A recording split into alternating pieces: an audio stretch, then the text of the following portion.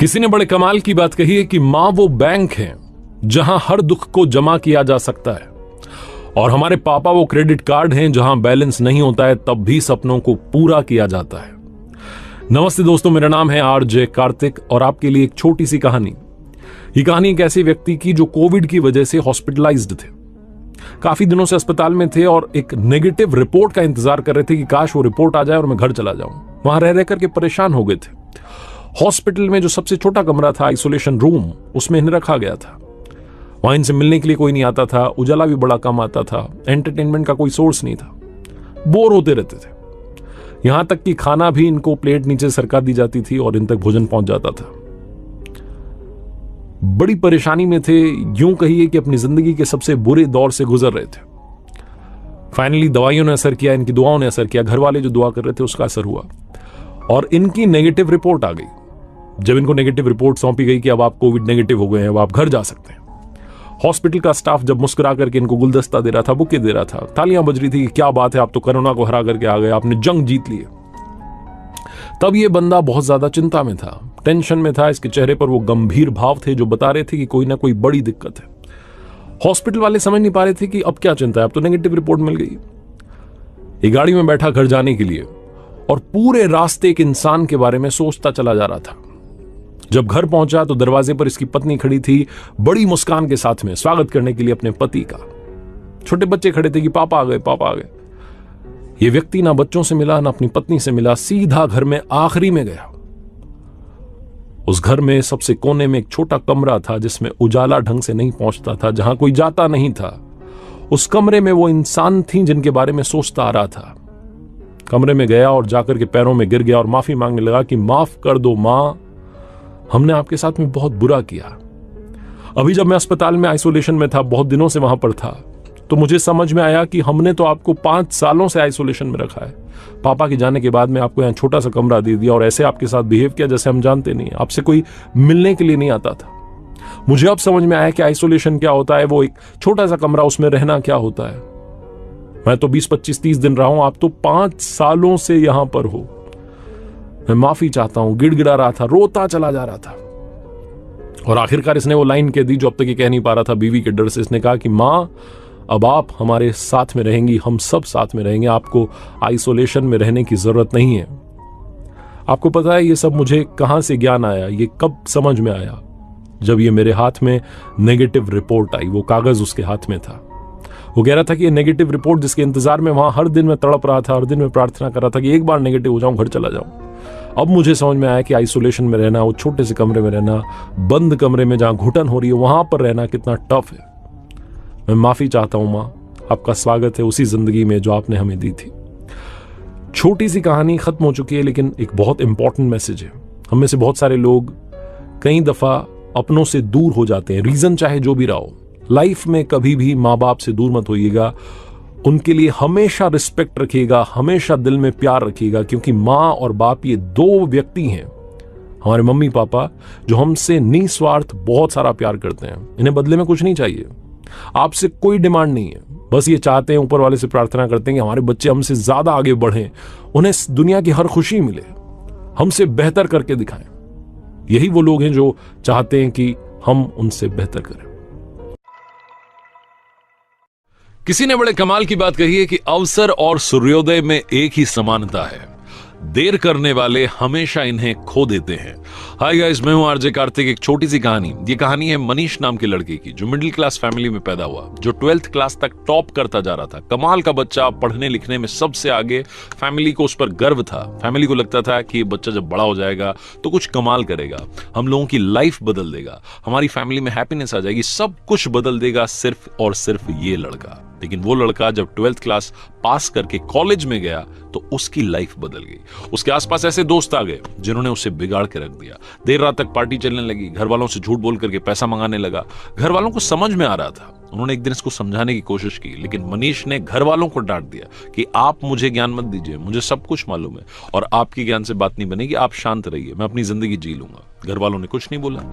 1 साल के बाद में जब रिजल्ट आया तो मनीष एक सब्जेक्ट में फेल हो गया, और जहां ये फेल होने वाली बात आई वहीं ये बात इसके ईगो को हर्ट कर गई कि जो लड़का 12th तक टॉप करता आ रहा था वो कॉलेज में जाते ही फेल कैसे हो सकता है। और ये जो फेल होने वाली बात थी इसके मन में, इसके दिमाग में इतना घर कर गई कि ये घर में बंद हो गया, एक कमरे में रहने लग गया, घर वालों से बात करना बंद कर दिया, दोस्तों के फोन उठाना बंद कर दिया, यहां तक कि बाहर आना जाना बंद कर दिया। मनीष धीरे धीरे डिप्रेशन का शिकार हो रहा था। ऐसा लग रहा था कि उसकी लाइफ में यहीं पर ही ब्रेक लग जाएगा, सब कुछ खत्म हो जाएगा। मनीष जिस स्कूल में पढ़ता था, जहां से 12th पास आउट की थी, वहां के प्रिंसिपल को जब ये बात मालूम चली तो उन्होंने मनीष को अपने से मिलने के लिए बुलाया, डिनर पर बुलाया। वो इन्विटेशन ये रिजेक्ट नहीं कर सका, इसको मानना ही था कि न्योता आया था, प्रिंसिपल साहब के यहां जाना था। तो मनीष पहुंचा शाम में, और उसने देखा कि प्रिंसिपल साहब गार्डन में बैठे हुए थे, अंगीठी पर हाथ ताप रहे थे, सर्दी का माहौल था। ये भी जाकर के बैठ गया। उन्होंने पूछा कि क्या हालचाल है बेटा, क्या चल रहा है, तो कुछ नहीं बोला। 10-15 मिनट तक दोनों के बीच में बातचीत नहीं हुई। तो प्रिंसिपल साहब ने सोचा कि क्या अलग किया जाए। उन्होंने अंगीठी में से एक कोयले का टुकड़ा जल रहा था, उसको बाहर निकाला और धधकते हुए टुकड़े को मिट्टी में फेंक दिया। जैसे वो मिट्टी में फेंका, थोड़ी देर तो धधका, उसके बाद में वो बुझ गया। तब मनीष ने बोला कि सर ये आपने क्या किया, एक कोयले का टुकड़ा जो अंदर जल रहा था, धधक रहा था, हमें गर्मी दे रहा था, उसको बाहर मिट्टी में फेंक दिया, बर्बाद कर दिया। तो प्रिंसिपल ने कहा कि बर्बाद कहां कर दिया, कौन सी बड़ी बात हुई, वापस इसको ठीक कर देते हैं। उन्होंने उस कोयले के टुकड़े को उठाया मिट्टी में से और वापस लाकर के अंगीठी में डाल दिया। फिर से वो टुकड़ा थोड़ी देर बाद जलने लगा, गर्मी देने लगा। तो प्रिंसिपल ने पूछा कि बेटा कुछ समझ में आया। मनीष ने कहा नहीं। तो प्रिंसिपल ने कहा कि बेटा मैं यही समझाने के लिए तुम्हें यहां बुला रहा था, ये जो कोयले का टुकड़ा है ये तुम हो।